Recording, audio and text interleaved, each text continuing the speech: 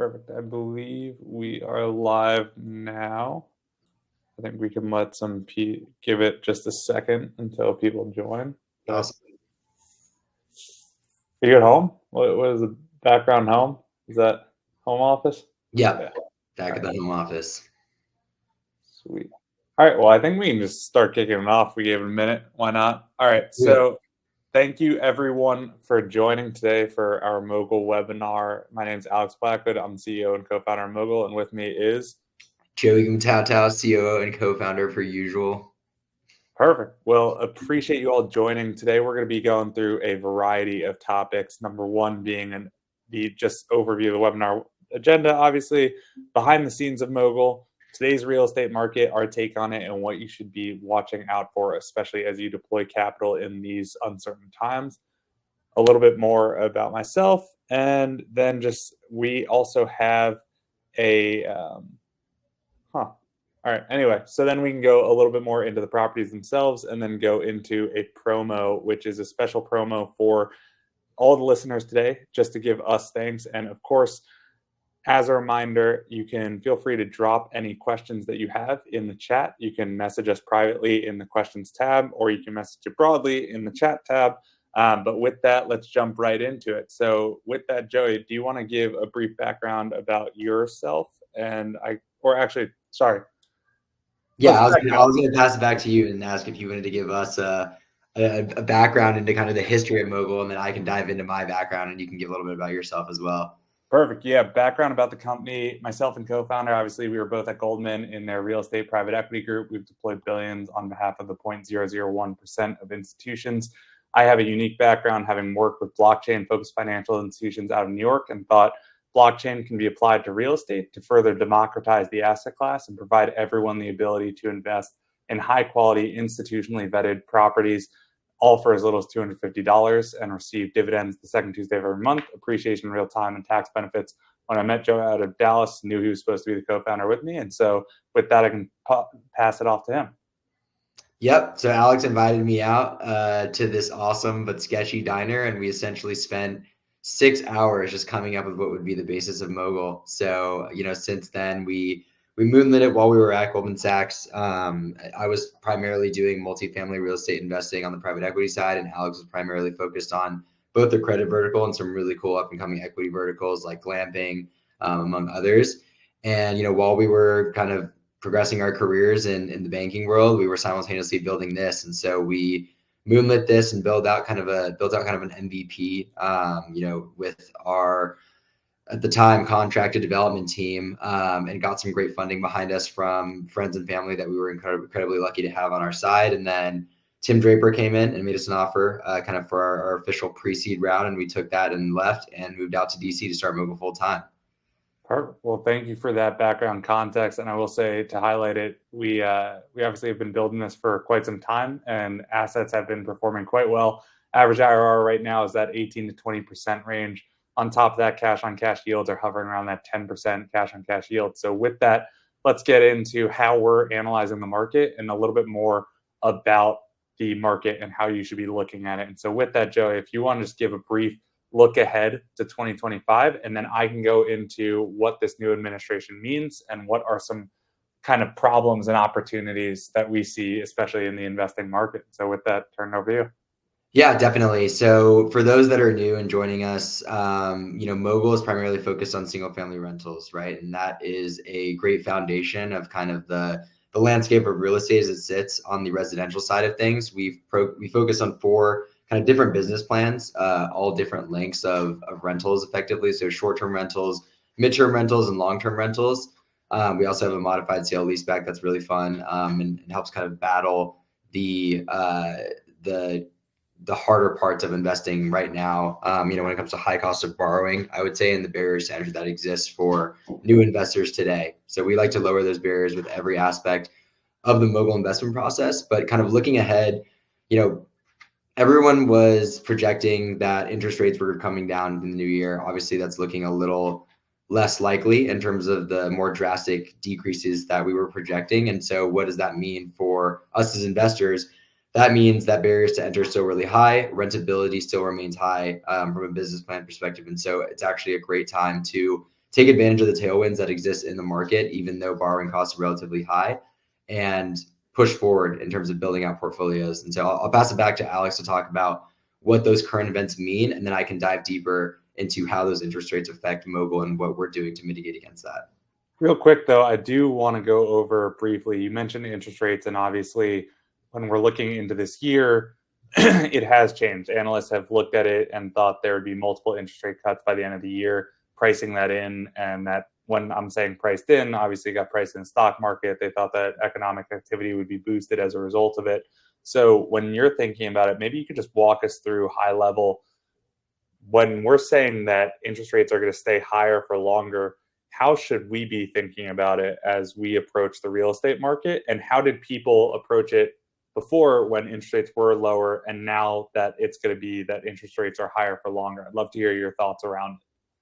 Yeah, so I mean, as everyone's aware, the Fed rate and U.S. Treasury yields are kind of direct barometers as to where inflation sits today, right? One of them being more reactive and the other one being more proactive. And so I would effectively say that with the inflation at kind of where it's at and where it's been over the past year, it's seeming a lot less likely that rates will come down from the Fed rate perspective, right? And what does that mean for us as borrowers? That means interest rates will remain relatively high, right? When we're looking at some of the loan product that we invest in outside of kind of your standard 30-year fixed rate, we like to do interest only, right? 10-year interest only DSCR loans, so debt service coverage ratio loans that are covered by the cash flowing business plans of the assets that we put on the platform. So because of our incredible lending partnerships, we actually secure all of our rates at the floor of where those are offered today, which I'll talk about more later, but is an incredible opportunity for the assets that we're onboarding to the platform. However, for the average buyer, because those Fed rates remain high and U.S. Treasury yields have been fluctuating but remain relatively high, those costs of borrowing will also remain high, right? So when you're cash flowing your real estate, say you have a $100 property and you're cash flowing $10 per year, but the pre-negotiated APR to your lender is 8% for 80% of that $100, that remainder is due to you, right, as they yield on top of that. However, that margin is very thin, right? $10 on kind of that 8%, which would be $8. Normally, you'd want to see kind of 3 to 5% in spread for a relatively healthy yield on kind of your 10% plus IRR business plan, but we can dive more into that later. So, Alex, like, what does the current administration mean for this? How are current events affecting this, and where do we see this going as we kick off the year? Have an incredible newsletter that we all read every week. What are some of the more major points that you've been touching on? Yeah, I mean, definitely. And I can go over high level. And then if there are parts that you want me to cover on a little bit more in depth, I'm happy to dive in a little bit more there. And so, just fair warning, this will be broken down into kind of a 3 segment component because it's the 3 main topics that we're looking at, especially going throughout this year. And so, I'll pause after each one. We can ask each other questions, see if there's any opportunity for potential investment out of it and how we should be analyzing it. And so, with that, also, I know that we touched on a lot of high level terms and also a lot of in depth industry jargon over the last little bit. So, if you do have questions, this is a reminder that questions are open the entire time. You can submit private questions in the questions tab or public questions in the chat tab, again, that we'll answer at the end of the time. And I will say we will touch on the properties in Mogul and touch on the promotion to thank you all for joining us here tonight at the end of the webinar. So with that, what the new administration means for real estate and Mogul. Number one, we're going to talk a little bit more about inflation. I know it's a horrible word to talk about, but it is necessary, especially as we are real estate investors, as Joey had mentioned, in interest rate environment. And so number two, just economic activity and market trends that we're definitely seeing. Obviously, there's been a pretty massive swing in the stock market recently over the past week, with Nvidia nearly losing 600 billion of market cap in a day. And number three, the administration, everyone's favorite topic. I mean, I'm keeping my phone on actually do alert instead of do not disturb, because I'm sure a breaking news alert will come through during our time. I mean, literally Trump dropped something 30 seconds ago on Wall Street Journal. And so when I do talk about that, it'll be high level. So on inflation, let's break it down. The consumer price index increased about 0.4% on the month in December. And what does that mean? 12-month inflation rate is 2.9. That means it increased 0.4 from 2.5 to that 2.9. Now, what does inflation mean? Inflation is the rising price of goods, and it's calculated as effectively a basket of goods and or services that are combined. And so when we look at it, it's technically a barometer of how your dollar has buying power. And what do I mean by that? It means that when a dollar is put up, everyone talks about how you used to buy a stick of gum for 5 cents and now it's a dollar, right? That's the work of inflation at play. And by that, I mean it's the fact that your dollar cannot be stretched farther because inflation pushes things up because that basket of good or services are going up. Now, shelter prices do comprise about 1/3 of CPI. So that means that the actual home housing prices are increasing and the actual cost that it is to rent out those homes is increasing throughout this time. And so, why do we care about inflation? Well, the Fed, as Joey mentioned, the Fed will lower interest rates in one of two ways. Number one, the labor market has to soften. So, unemployment has to go up. Employment has been incredibly strong. The job market's been incredibly strong. That's probably not going to go anywhere anytime soon. The second one is hitting a target of 2% annual inflation. Now we're at that 2.9 to 3.2, depending on which metric, if you're looking at one basket of goods versus the core CPI. And so we're still a ways away. Now the market did celebrate at this most recent annual inflation rate because it did go down a little bit on the core CPI. And so that means that Feds might be more likely to have an interest rate cut, which in effect opens up a lot more economic activity because our buying power would go up because we can take out cheaper sources of debt. Now, I went pretty in depth. I mean, Joey, is there something that I should cover more as it relates to inflation? If there's anything that we should focus on a little bit more as well. No, that was absolutely perfect. I always find it super interesting how I actually learned through the process of you explaining it way back in the day that the cost of living, right, in terms of like your shelter is heavily influenced in the CPI, which is super interesting, right? I mean, you don't think about that very much when you're thinking about your purchasing power, but it's very true. Yeah, I mean, thank God rents in Virginia went down a little bit this year, but core CPI is definitely up. So that's number one. And again, questions, if you have them, feel free to enter them in the chat. The second one being the market trends that we're seeing.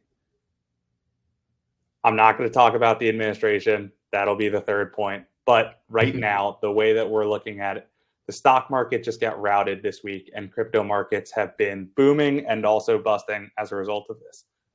Why has that happened? Well, this AI boom that everyone has been talking about and the fact that you need $500 billion to spend in AI infrastructure partners through the Stargate project and all these different things, China just came in and created a model that's better than OpenAI for a fraction of the price, which sent NVIDIA's stock tumbling.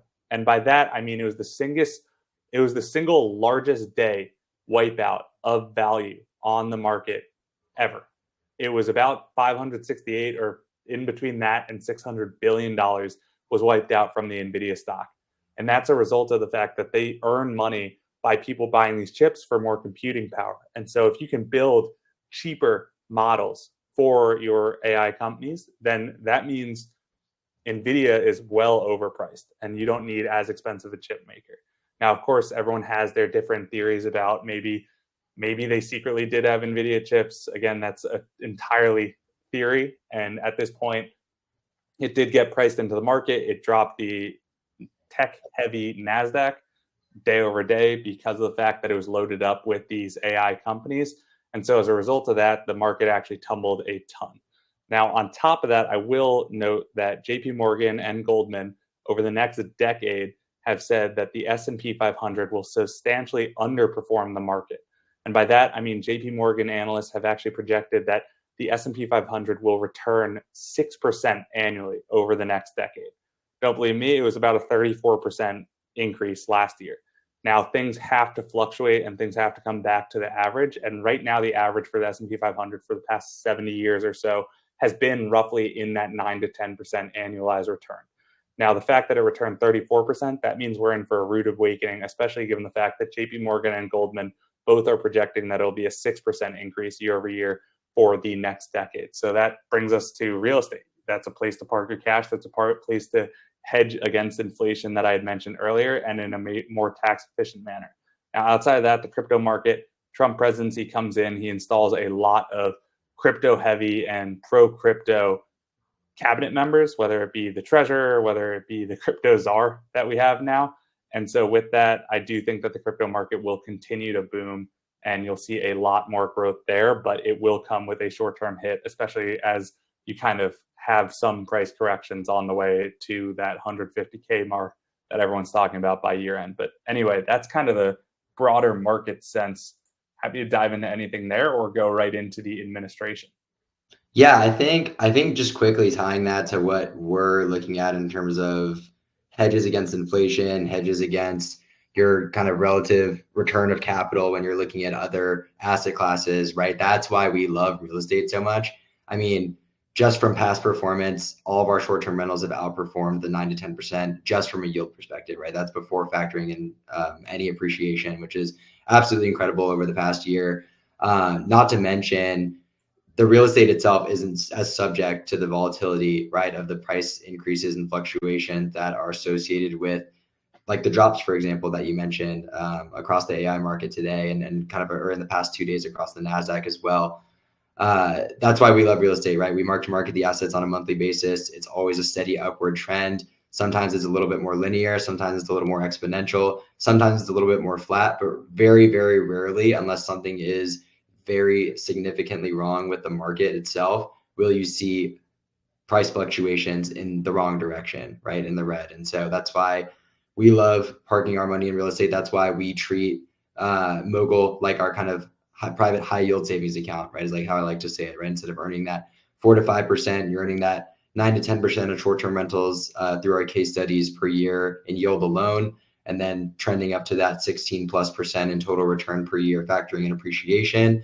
You're earning your kind of 8 to 10% on your midterm rental, and then you're earning that kind of 6 to 8% on your sale leaseback long-term rental. And it's just an excellent hedge against the market and against other asset classes. So tying that back to Mogul, incredible opportunities there. And we'll dig into some of the properties that we're listing today, but I'll pass it back to you to finish talking about the current events.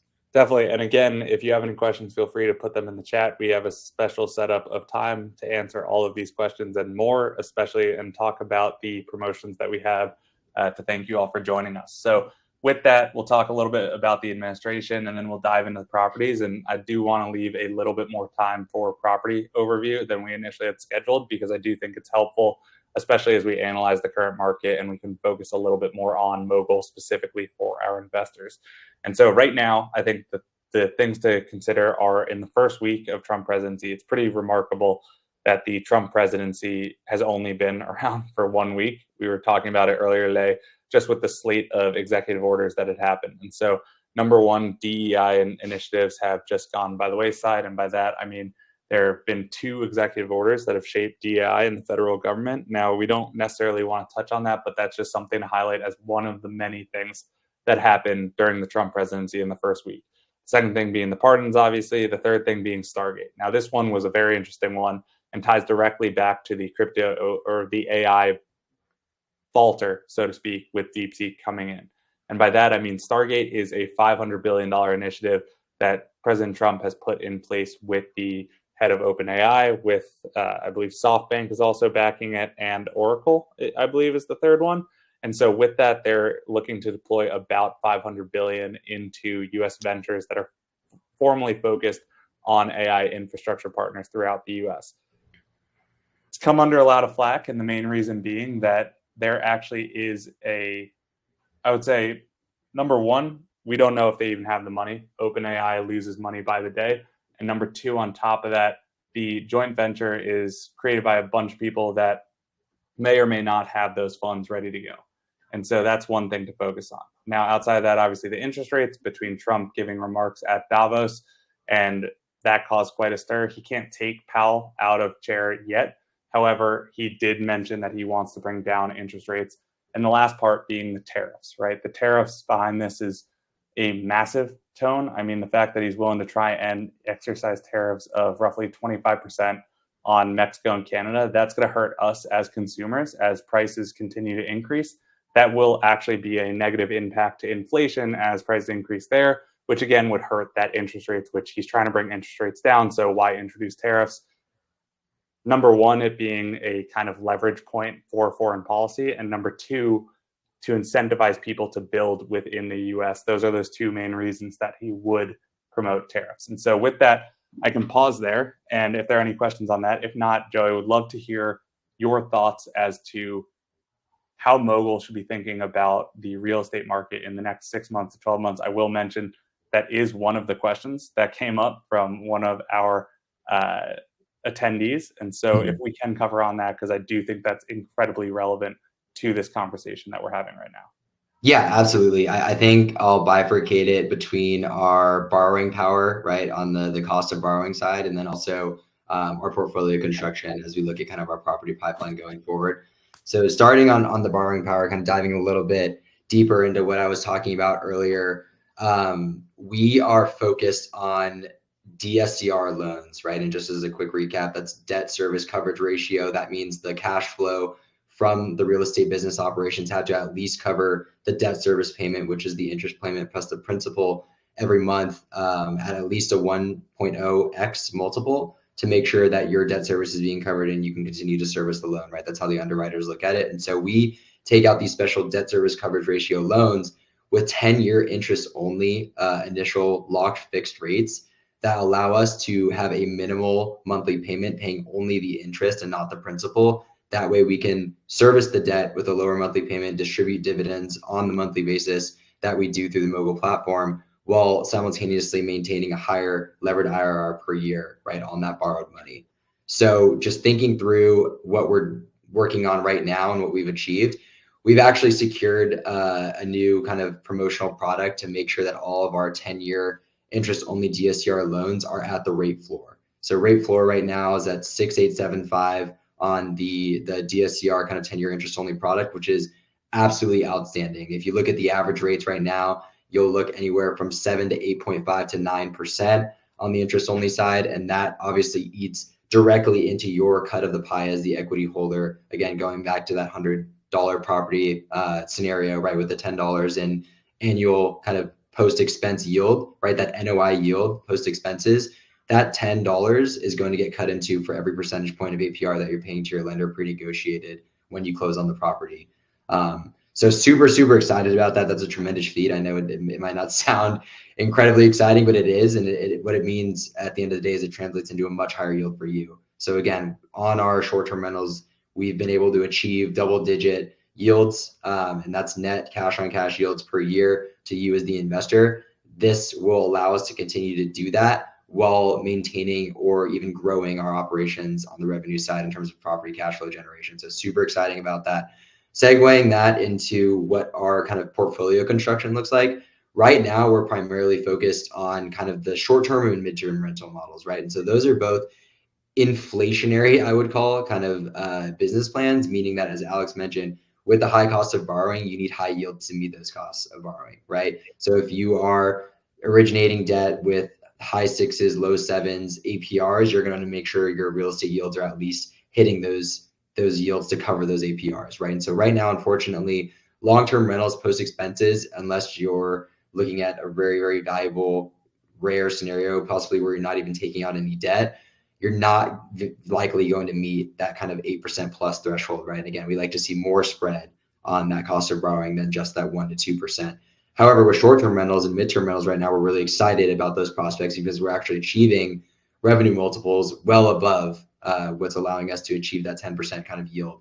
So pad split, right? Pad split is a really cool model. Effectively, it's the midterm rental model focused more on kind of workforce housing where leases are actually signed on individual rooms from homes that are converted from, say, 4-bedroom, 3-bath to 10-bedroom, 4-bath homes, just as an example. And you sign each room on a separate lease, 31 days plus.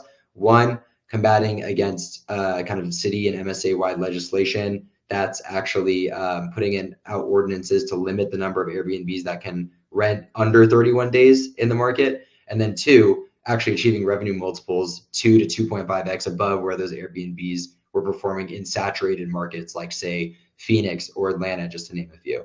So right now, we're working on a couple really key partnerships to allow us to expand into the product. We closed our first one going into this year, and we're really excited to be able to continue to operate those and use that as one of our main verticals in terms of the business plans that we're focusing on now. So you'll see a lot of short-term rentals being released on the platform. You'll see a lot of midterm rentals being launched on the platform. You'll see some incredible sale leaseback opportunities that we'll be launching in the interim, and that will be our main focus going into the next 6 months. And we'll continue to monitor where the market tracks to be able to think about what additional product we want to release to the market. And I will say that too, to echo what Joey had just mentioned, especially going into the next 6 months, it's become increasingly a buyer's market. And Yeah. by that, a lot of people were settling in for this waiting period of let's wait until interest rates come down to purchase our next property. Now, when that happened, obviously you had a lot of people waiting on the sidelines and you had supply that might have been on the market for 30, 69 days, 100 days plus. And so when that happens, a lot of sellers are willing to give in on contingencies that might have otherwise not have been there. And so what we're seeing is that sellers, yes, they might price the market, and by that I mean they might hit the purchase price that's in line with market comps. However, those market comps might have been sold in December, in November, whatever it might have been. And so now, as we're entering this new market in this new administration with a whole new set of outlooks to be coupled with, it is just something to really take into consideration, especially as we are the buyer in a buyer's market. And so that's an absolutely incredible feat to have. We're able to come in with better financing. We're able to make purchase prices work, and we're able to bring in a lot more leverage because people are willing to part with their properties that might have been sitting on the market for too long, or we might come in and purchase it pre-market and off market entirely. And so that's just a high level too, why it is so crucial to be deploying, especially in these times of uncertainty. It's because right now is when the returns are going to be made. In 6 to 12 months from now, there are going to be a lot of people that talk about the fact that they were deploying over the last 6 months and they exercised and got X amount of returns, which were obviously outperforming the market. There's so many people that kind of kick themselves and say, why didn't I deploy in that time of uncertainty? That's the time to deploy. When things are going up, you can't really outperform the market, but when things are going down is when the opportunity sits in. And when you have people and professionals like ourselves coming in to diligence and vet these properties and bring them to the platform, that you're going to receive those outsized returns and be able to, in 6 to 12 months, be those people that said they outperformed any sort of market with that opportunity. And so that's also something I just wanted to highlight. So with that, obviously, definitely drop in your questions, especially we will have a ton of time to go over it. Don't you worry. And on top of that, we'll be going over the promotion later on.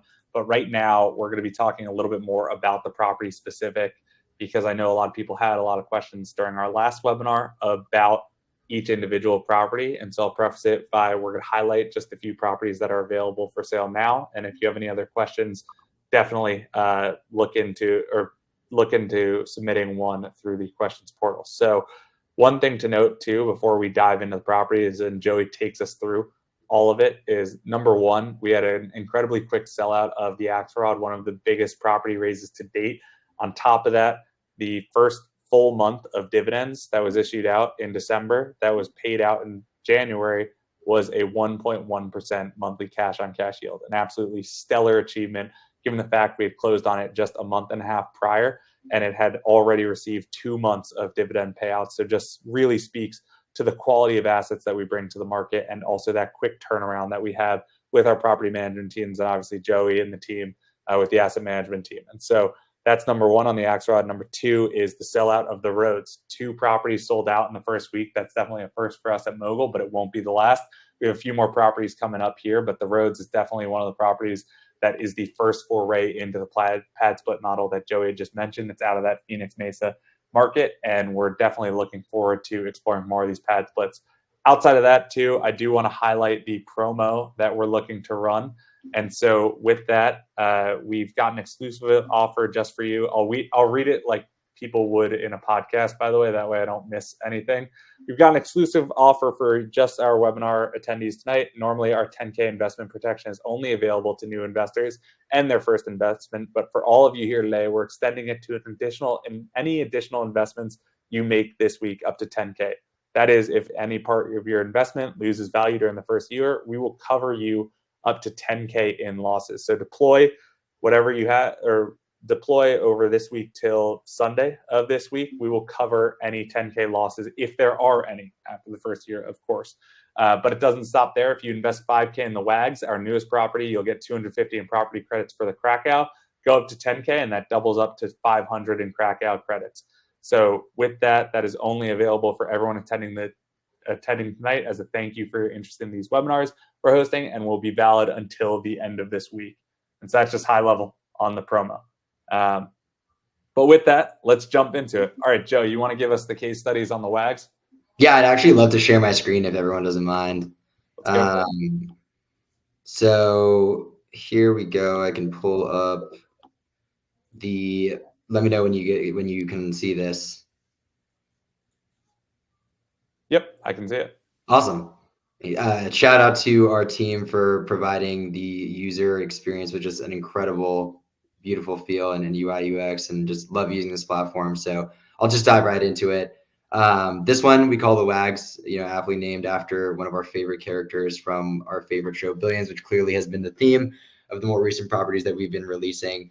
But diving into the product, so this one is a 3-bed, 4-bath, fully amenitized property out in kind of West Houston, as you can see by some of the pictures.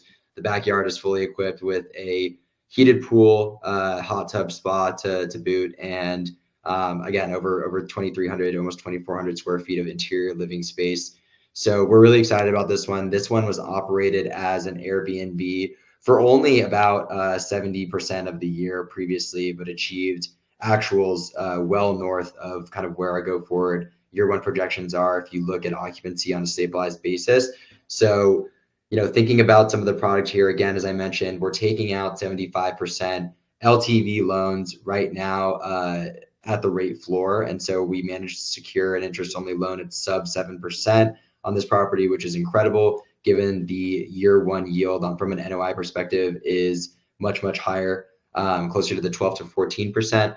And so thinking about kind of some of the business plan that we're looking at here, if you look at, some of the sales comps in the area, we got this one a significant discount to market. Part of that being, as Alex mentioned, you're factoring in a lot of the buying power that's associated with the current market kind of fluctuations. And so we were able to secure this, at a relative discount to where a lot of the comps are pointing to in terms of value. Not to mention, again, justifying some of the performance, their Airbnbs within a half-mile radius that are well outperforming the year one projections for this property. Again, one of the other Airbnbs actually at the 2101 was only performing as an Airbnb for about 80% of the year, meaning that the owner was using it for the rest or was renting it out on a different business plan. So very, very excited about this one from a business plan perspective. As a reminder, you can go in, you can use our built-in calculator on the property page to kind of look at what your year one through year 10 kind of returns could look like, surely from an underwriting basis according to the market fundamentals and assumptions that we include. You can look at that on a base case, bull case, and bear case in real time, looking at exactly how your dollars will be grown through the process of investing in this particular asset. So thinking about the timeline here, right, we are looking to close this one in March, and the first anticipated dividends will come the following month in April.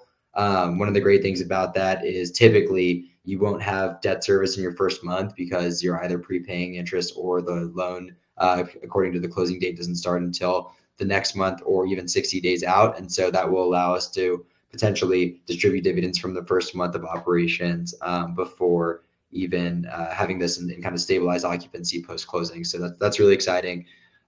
Here we have a breakdown of kind of what goes into the offering in terms of capitalization, sources and uses, right, is typically how we refer to it. So you'll see your purchase price, the debt that we're taking out, the reserves and closing costs that we are required to capitalize on top of it. Just as a quick reminder, 2 reserves that we capitalize, one of them is a vacancy reserve, one of them is a maintenance reserve.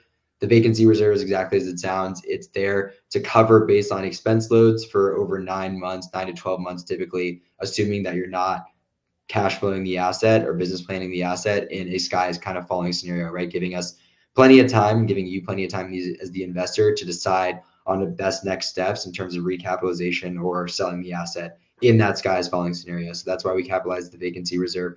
The maintenance reserve is similar, but for maintenance related items. So think, if some plumbing or toilet bursts and you need to replace the item for under $1,000, property manager is going to go ahead and handle that. That comes out of the maintenance reserve. And then that way we can still achieve our cash on cash yields without having to make any capital calls from you as the investor going forward. So that's a quick reminder on kind of the reserves that we're capitalizing here, on top of the equity and the debt that's going into purchasing the asset at purchase price. Again, this one's located in West Houston. You can use the map and interact with it. It's straight from Google, so you can look in and kind of zoom in and see what's around the area in terms of points of interest. And then here we have our market fundamentals on kind of what's been happening in the market over the past 5 years from a rents perspective, and then also from a purchase price perspective, right, in terms of value increases. We love the Houston market. It's no secret. There's an incredible amount of growth that's going to be realized throughout Texas in some of our favorite markets going forward that we continue to monitor and will continue to take advantage of.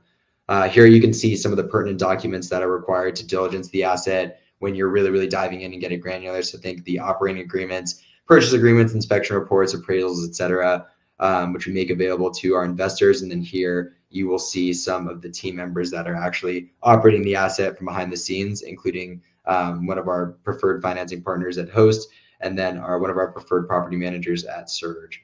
So I can pause there if we want to answer any questions, or Alex, you have any other comments that you want to throw in? Yeah, because this is kind of relevant in the chat, obviously we're going to be answering all the questions later on, but there are two really quick questions that we can answer right off the bat. When do you expect an analysis page to be prepared for the WAGs? Thank you, Joseph, for that. That will be prepared by tomorrow morning. We'll be submitting it. I just got the sign off from our head of engineering, Eitan, who will be preparing that, and then we'll be launching that tomorrow morning. So stay tuned on that. And then outside of that, Joey, if you can walk us through, how did you come up with those key financial assumptions, and what are they for the WAGs across the different ones? And by that, I mean, how did you come up with rental income? I know you touched on it a little bit using comps in the area, but how did we come up with rental income? How did we come up with the different growth rates that we had baked in on both the rental income and the appreciation growth, as well as the different operating expenses? It might be helpful to just go through high level on that. Yeah, 100%. So the way that I like to think about every opportunity is basis, business plan, exit, right? So basis being kind of your purchase price, where you're purchasing the asset at the beginning of your hold. Business plan being how you plan to cash flow it, how that ties into the debt that you're taking out on it, what your yield is going to look like, and then exit. How do we factor in where the market's going and how the appreciation rate can amortize or spread across our hold, right? For where we think the asset can sell over that 5, 7, 10-year period. So just going through and kind of justifying the assumptions. Basis, right? We're always going to want to make sure that we have sales comps, right? First thing that I do when I'm looking at any type of real estate purchase is asking for a comparative market analysis, right? I'm going to want to see where properties are sold, what the purchasing power looks like in the market. Is there an opportunity to undercut the market? Typically, we've been securing assets 6-7%, even under listing price. This one, it was actually a very competitive bid process, and we didn't have to pay a penny above list price because we were able to factor in some competitive parts of the contract associated with, timelines, associated with contingencies, right? One of the things that we bake into all of our purchase and sale agreements are 3 forms of contingencies to protect you as the buyer and kind of the investors on the platform. One of the first of them being inspection contingency, pretty standard. That one is, a certain amount of time that you're able to inspect the asset, make sure that nothing's wrong with it. We have an incredible negotiator via one of our preferred broker partners. Shout out to Humberto, who's always making sure that we're getting the best in terms of seller credits and deferred maintenance that's actually handled before closing, which is not typically usual, actually, unless it's a replace or repair item as noted by the inspector themselves. Second one, financing contingency, right? It's a longer portion of the contract where if the financing were to fall through, you could cancel the contract without losing your earnest money deposit. And then the third one being your appraisal contingency, right? And so that's your safeguard against making sure the asset's actually worth what you're paying for it. One, it lets the lender truly figure out, what they can lend against, right? Because you don't want to have another 2008 financial crisis where you're lending over the par value of the assets, and then you're kind of in the red, right? But the principal is still due to the lender. But then 2, it allows you as the buyer to make sure that you can negotiate the purchase price fairly and equitably if it were to come below where you purchased the asset at, where you made the offer at, right? So basis did the exact same thing, applied those 3 contingencies to this. ordered the appraisal. It appraised above value. We went and took out a comparative market analysis, made sure that all the comps were justifying our purchase price. And then we have financing contingencies in place to make sure that in any event where the financing were to fall through, say, the seller in a scenario was exaggerating their actuals and the actuals don't justify the business plan for that debt service coverage ratio, boom, we'd be able to cancel the contract at will, get our earnest money deposit back, invest in the next asset. So that's kind of how that works. That's how we justify the basis on this. Thinking about business plans, again, we just want to make sure that we can justify any decision that we make with actuals, right? As I mentioned, this asset was only operated about 70% of the year previously as an Airbnb. The rest of it was owner occupied, given it was more of a vacation style home, as you can see. So with that being said, you factor in 70%, 60 to 70% occupancy on top of that 70% of the year that it was being operated as an Airbnb. This one had actuals of $75,000. So translating that into what that looks like in a full year of operations with your kind of standard 60 to 70% occupancy on the Airbnb side, we can more than justify the kind of 88,000 of initial year one untrended, ungrown, revenue that we're assuming kind of from a comps perspective, right? And from where the asset has performed prior. So we need to make sure that we can justify every assumption that we're making with either previous actuals or market conditions that can help us justify those. And so if you look at the comps, again, similar Airbnbs that are the same size and worse in product, if you look at the actual listings themselves, are performing at or above where a year one assumption is. And again, one of those other Airbnbs isn't actually being used 100% of the year as an Airbnb, which is great for us. Exit, the way that we look at it is we like to see where the market fundamentals are trending in terms of value appreciation, kind of over those past 5 years, right? And so if you look at a lot of the trends typically in the Houston market and where they're going, one, on a lot of the assets that we onboard to the platform, if we secure them kind of below where the appraisal comes in or where the comps are averaging, we can assume that that's built in equity day one, right? That we can assume that we've actually already achieved a portion of the go forward appreciation, given that we're underwriting 3% increases per year on the asset value going forward in this business plan. So that's one portion of it. The second portion of it is we've seen 60% increases in nominal total, right, over the past 5 years in this market. And if you compound that, right, that'll be less than 12. So factoring that into how we're thinking about kind of the go forward appreciation on this asset itself, we look at the submarket, we look at the micro location, we look at all the points of interest around the asset, what's being built, what's being zoned, where is the neighborhood going. We have boots on the ground in the market via property managers that can actually give us very in-depth CMA reports on where we think the market is going to be in the next year, 2 years, 3 years, to actually factor in how we think this area is going to grow and where that land appreciation is going to come into play. So that's a kind of high level detail into how we justify our basis business plan and exit. That's not high level. That was low level. That was low level if I've ever seen it. All right. So I know we left a lot of time, or we had left some time to go into the different properties, but I will say I do want to get into the questions because we do have a lot that are piling up. So really appreciate the questions and enthusiasm. Definitely start putting them in the chat in the questions group. So we will go into that. As a reminder, $250 when you invest $5K into the WAGs as a kind of bonus for attending this webinar, and then $500 if you invest $10K in the WAGs. The Krakow, one thing I'll highlight before we jump into these questions is the Krakow, we recently actually locked in a lower interest rate, which boosts that cash on cash yield to year one from 9, or I think it was even sub 9 to above 10%, which is absolutely incredible. Great outcome there, and just goes to show the volumes or speaks volumes about the institutional lending partnerships that we have in place. All right, so let's get into these questions. I'll throw them out, and then we'll see who wants to tackle what. I will say one that keeps coming up, and that was the earliest, as well as kind of dual prong, I'll take the one thing that has been worrying me is insurance and coverages, especially in higher risk areas like Houston. We know hurricanes and climate change will affect the coast dramatically in the next few years. How have you all been preparing for this risk? That's part A of that question. Part B is insurance has been a huge issue lately. Are you explicitly avoiding insurance problematic geos as you short properties? So number one, how are you thinking about insurance? Number two, are you explicitly avoiding those geos. Obviously, you dealt with some insurance issues, so I'd love to hear your take on that.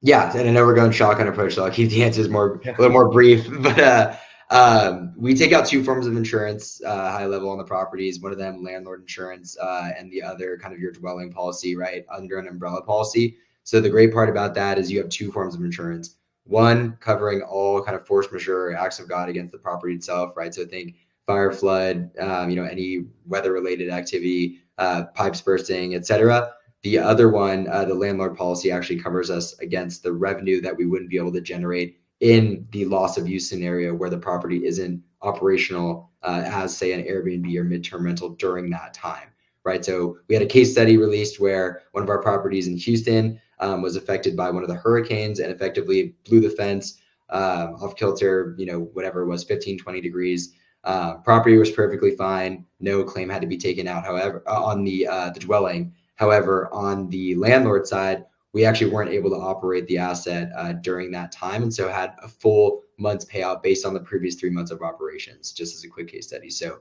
incredible umbrella insurance policy. We have great insurance providers in all of our target markets that we work with, boots on the ground, and so very, very excited about that.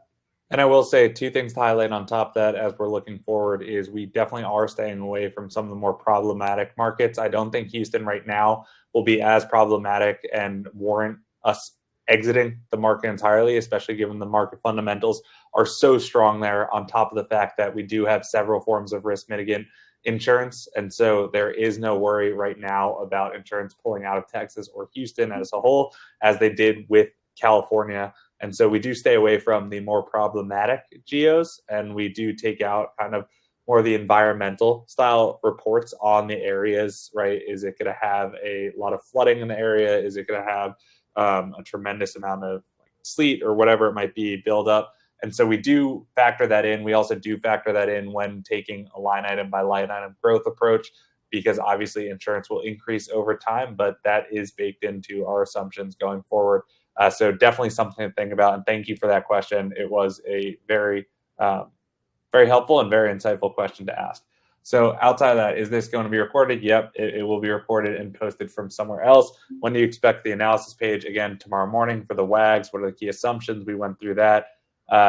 When is the asset value for sold out assets reevaluated? Certain frequency. We're targeting the last Thursday of every month. There hasn't been a ton of movement, especially within the markets that have the sold out assets. And again, this is only for the sold out assets that we reevaluate the actual valuation of the asset that you'll see in your portfolio. However, this week, correct me if I'm wrong, Joe, I do believe we have some movements which are net very positive for a lot of our investors. Just correct me if I'm wrong on that. No, that's 100% right. You'll see some mark to market on several of the assets coming this Thursday, being the last Thursday of the month. So stay tuned for that. Perfect. Awesome. So that's on that approach. So the other one, I'm going in kind of order of what they're asked. So if it seems like I'm jumping between chats, I am.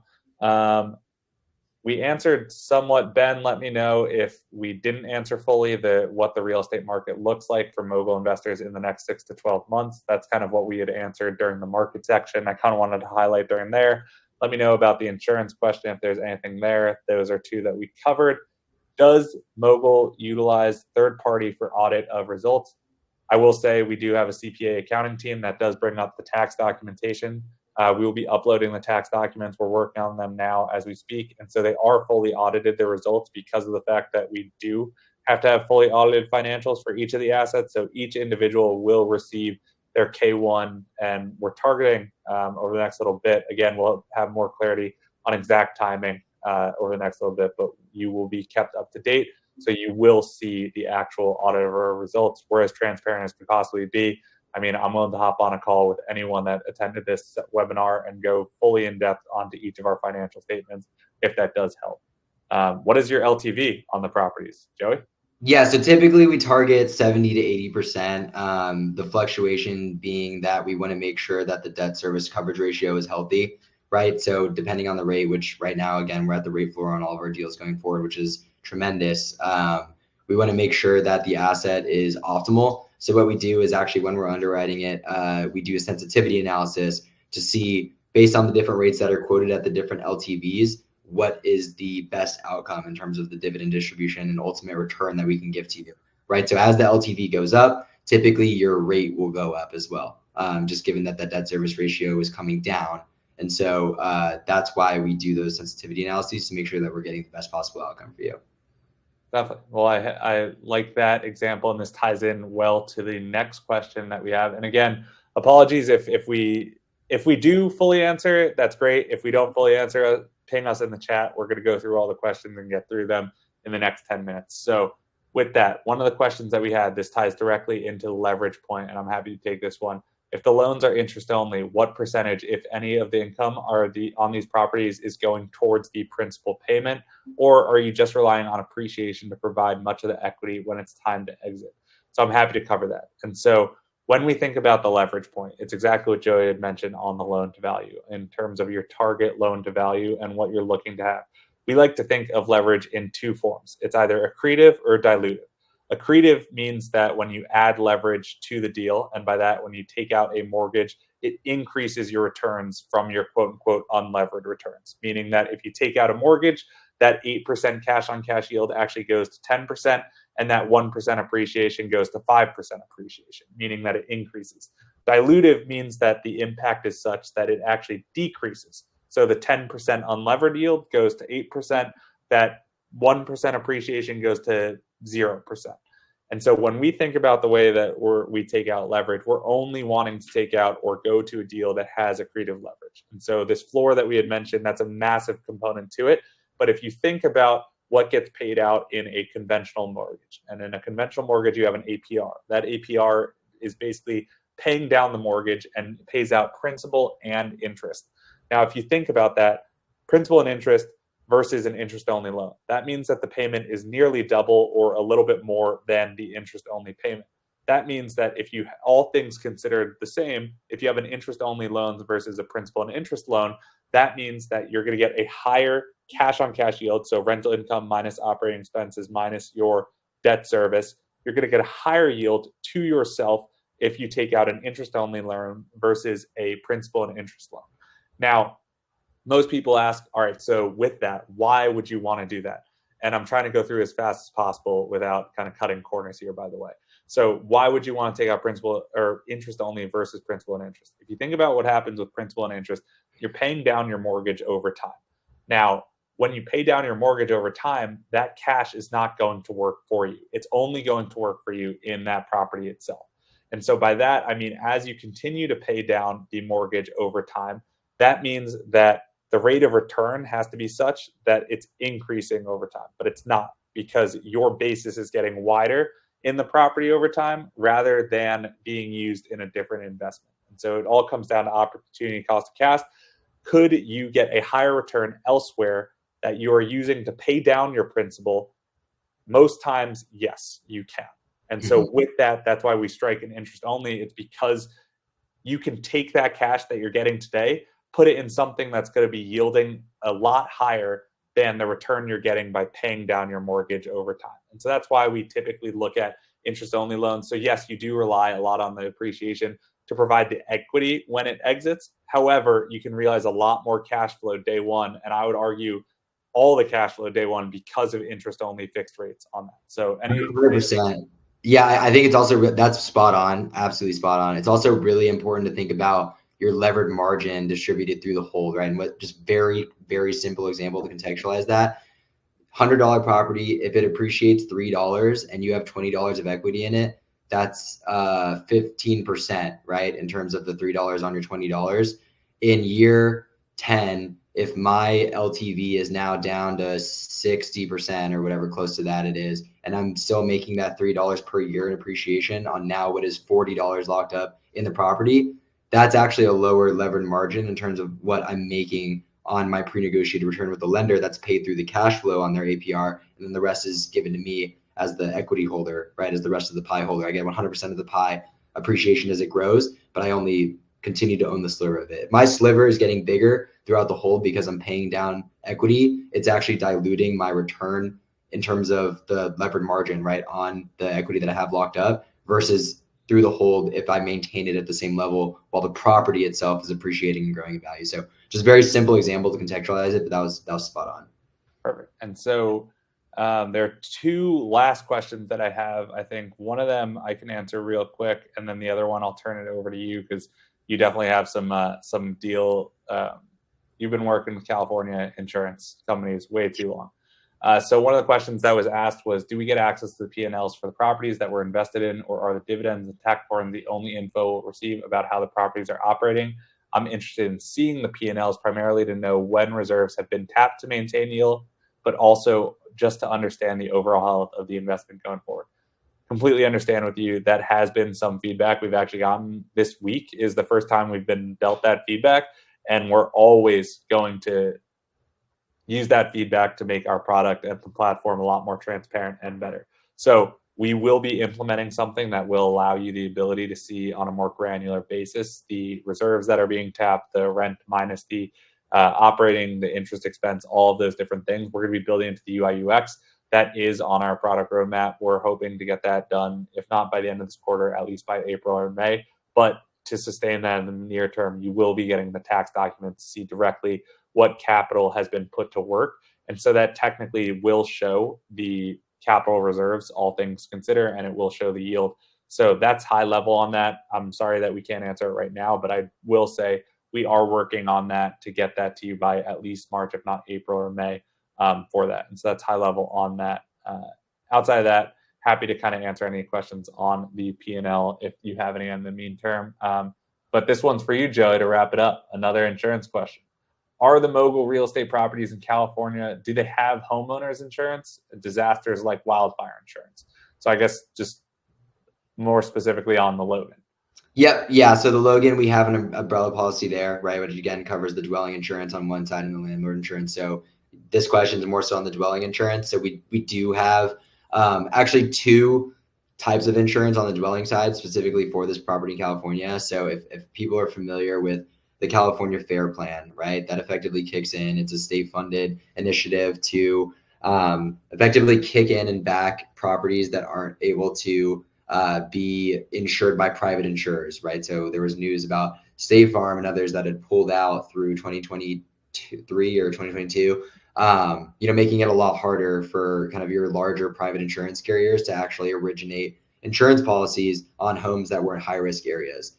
One, we're incredibly fortunate that the Logan is not located in the path of the current wildfires. And then two, we do have the full umbrella policy on the Logan itself that covers against all force majeure, including wildfire, including earthquake, including flood. So those are all covered within the dwelling policy. And again, definitely want to be very mindful of the situation that's going on in the LA area right now, and very mindful of everything that's happening, and very sorry for all the loss. And the Logan just happens to be located outside of that area. Well, appreciate that overview and context. If you do have any more questions, we have 2 minutes. So if you want, just throw it in underneath the wire, so to speak. But with that, I can give you a recap as we're waiting. I believe there's one more question that's being typed as we speak. If not, no worries whatsoever. But really appreciate everyone's time today. Recap of the key takeaways. Are you able to share STR versus long-term rental focus? Yes, really quickly. STR is probably going to be the primary focus, and midterm rental in the near to midterm. The reason being that accretive versus dilutive leverage that we had talked about. If you have to originate new debt, a long-term rental will not sustain that cash payment, that mortgage payment. And so with that, you need something that's higher yielding in a business plan. It's that BBE, the business plan, or the basis business plan, and then execution or exit. And so with that, I will say the business plan itself, midterm rental, short-term rental, sustain and make that leverage accretive. So you have to think about in terms of top line. So a lot more focus on short-term and midterm rental. I will say key takeaways. Obviously, insurance is top of mind. On top of that, we're constantly monitoring the environment and making sure that we get the best assets in the best locations possible. We have these assets that are on board. Again, 250 back if you invest 5K in the WAGs, 500 if you invest 10K there in the WAGs into the Krakow, of course. So that's the promotion there. Call to action, get started today or book a call. There is a book a call feature. So if you do have any more questions that weren't answered during this webinar, or just want to get on and chat with Joey or myself, definitely say book that call on there, and we're more than happy to chat. Or if you just want to flirt with Alex and just talk with him for a set period of time, you're welcome to do that too. Yeah. Yeah, I promise I won't have the Hosier and the Drake and Kanye posters behind me next time. So thank you everyone for attending. We can't do it without you. We really appreciate the support. We're always focused on getting the best returning assets and building wealth as much as possible. We quit our jobs at Goldman Sachs to do this for everyone and to do it for ourselves most importantly, but for everyone now. So really appreciate everyone joining today, and let us know if there's anything that we can do better. So thank you again for your time. Thanks, everybody. Thank you.